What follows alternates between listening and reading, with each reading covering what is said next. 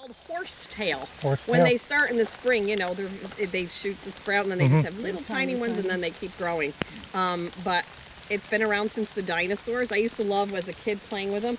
You could pull them apart when they're growing. You can't now, it's super hard, but when they're young, at each one of these notches and put it right back together and it stays. And it grows, yes. I didn't know that. I think, see, it just, you gotta watch and pay attention. What about this yellow one? Is that the one you're not supposed to touch with? I can't remember what it's called. This one. I learned so much from kids.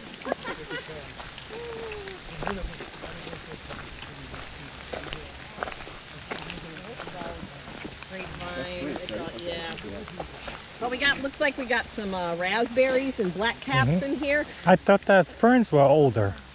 Ferns are old too. Yep, yep. But horsetail definitely. So there's a lot of raspberries, black caps, yeah, wild grape. But wild grape is very what we would consider invasive. Just grows crazy, wraps around everything else. But you can start to see some of the berries coming in here. Right. Is that black cap? What's that? Like a blackberry. They're smaller, black caps and raspberries. Yep. I don't know. Is there any on there? Yeah. Yep. These get picked pretty clean. Between animals and people, yes. Wait in, you might find more. I'd like to take a photo. So these, there's just one of the early summer flowers called fleabane. Yeah, that's fleabane. I have that in my yard. Fleabane. Does it actually banish fleas? No, not that I'm aware of anyways. I just did a walk. He came to our work with a person who works with Native Americans and studies every kind of plant you could imagine. So he just did the plants at the pine bush. It was amazing what they're used for. They still use today. Here's a lot of that bird's foot trefoil down there. Am I going the right way? Oh, yeah. That's good. Yeah. I don't remember. Oh, I remember that. That's not hard. The same with Roxanne. Yeah, when you run around and you say Roxanne. Yeah.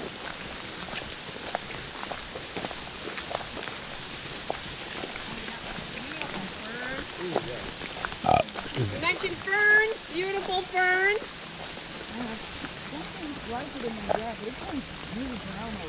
Oh, really? Yeah. I wonder if something got in it and killed it. So ferns usually grow in more moist areas, so, and it's very shaded and moist in here, so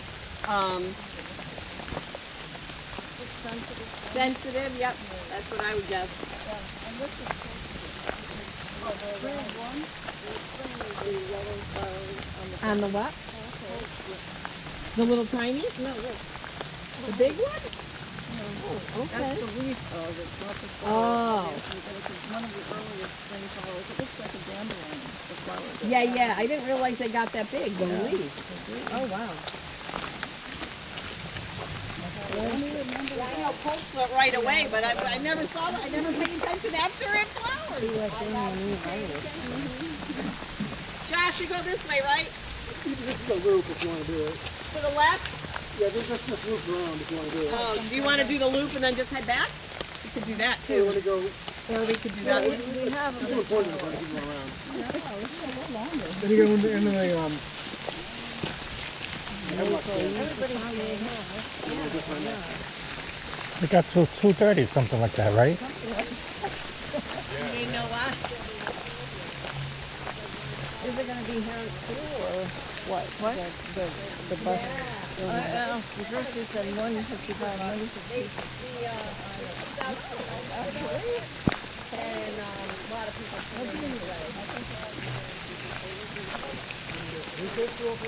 I missed the turn. Sorry, we got to turn here, right? Oh, up here this way?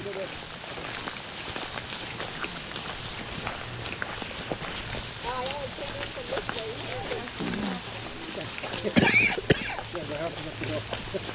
Maybe we'll see some frogs and toads.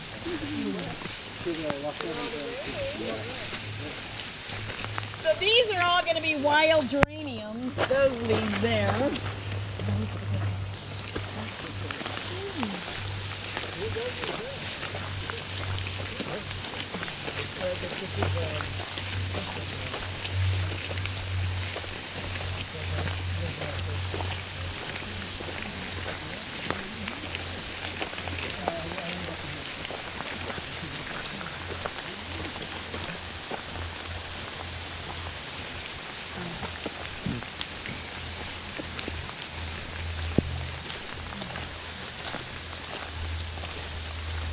What are these? So I'm just going to point out, this is a honeysuckle, which is a non-native, very invasive plant. Comes in, Crazy. yeah, it grows like crazy, and the only way you can dig it up is from the root system, and they have super big root systems. And I'm not sure. It's right. It's invasive. I can't invasive remember its too. name Yeah. right now. There's berries on it too. Yeah, it has What lots type of of berry? berries. That's one of the reasons it gets spread so fast. Because of Yeah. the seeds. Yes, all the Birds seeds. eat Yep. the seeds and fly around. It's not a coincidence. The species that grow fast are the invasive ones that they grow.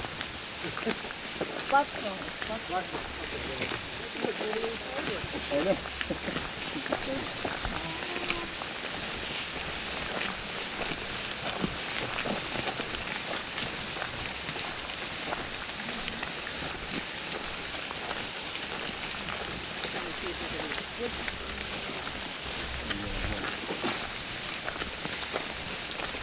And it's quite often if you look up.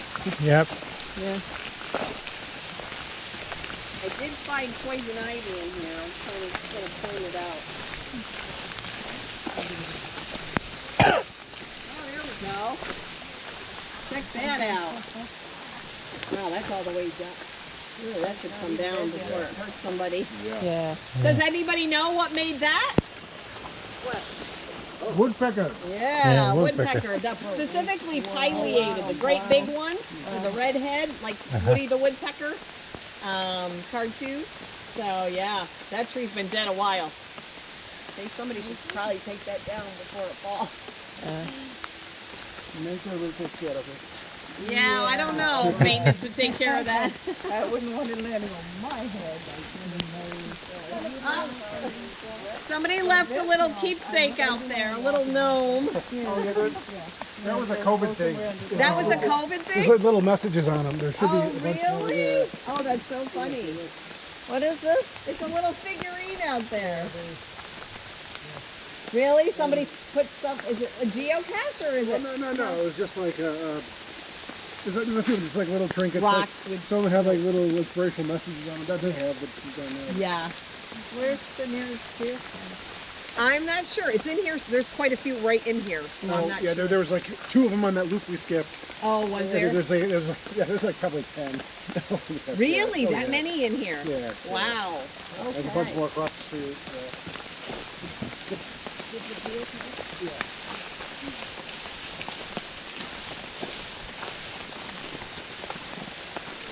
Whoop, there goes a little bug right there. So some people would call that a, Are your feet yeah, dry? there's a, I picked it up to look your for feet are insect dry? activity and there's a little insect right in Dry. I there. don't know what your crawling definition of around dry in is. there. Yeah, right. So I was Let's just see. look, What it's is right it? there. It was just crawling around. He's like, don't get me, don't get me.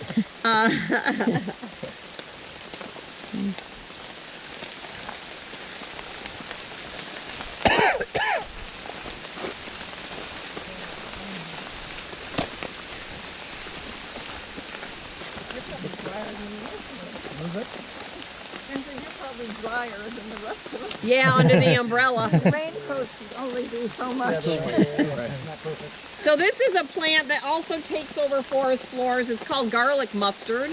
And if you smell it, it smells just like garlic. I'll pass a little piece around. Here you Oh, go. you're right. Yeah, it smells just like garlic. Did you Very want to light. smell? Very light smell. Yeah. Kind of crush it. Yeah. Yeah.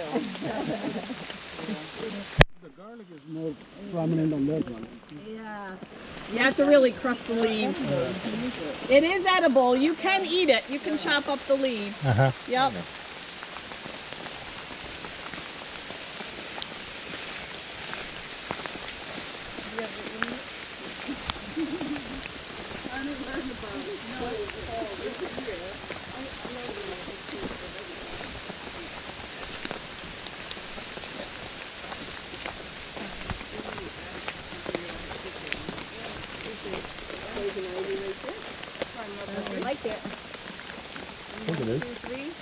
Yep.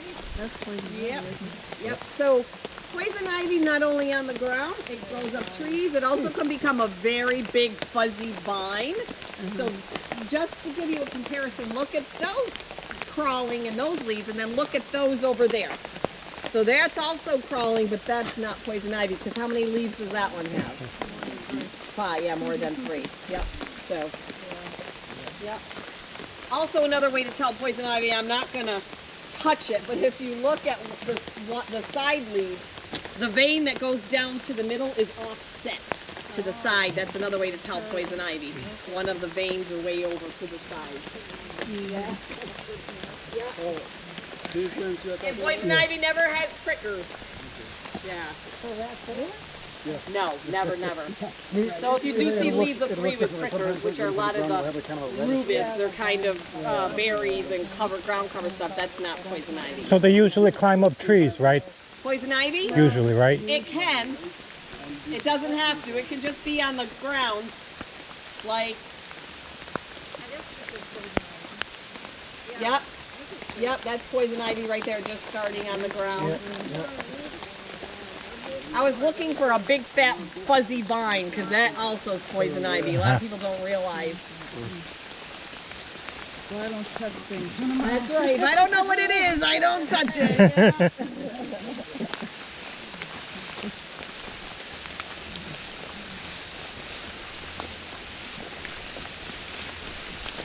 So any trails are good for shade, for cover.